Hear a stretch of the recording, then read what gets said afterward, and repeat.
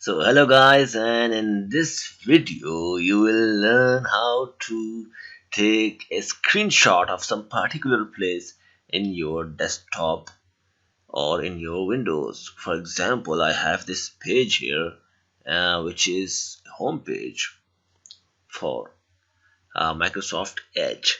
So what I will need to do now is I want to take just this little screenshot from this screen and paste it into my Word document. So without further ado, just start doing that.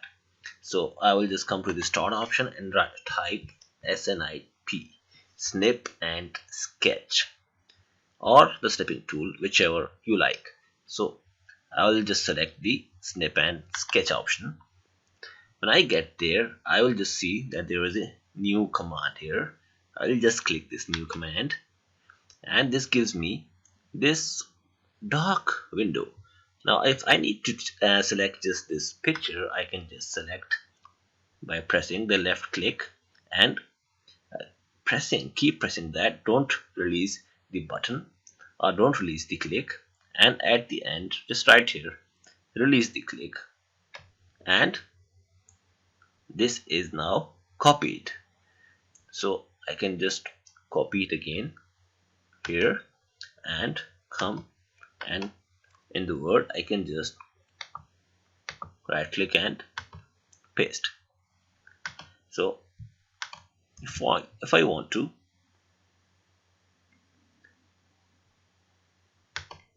copy something else, for example something right here, if I want to copy this, now this time I will just use the snipping tool.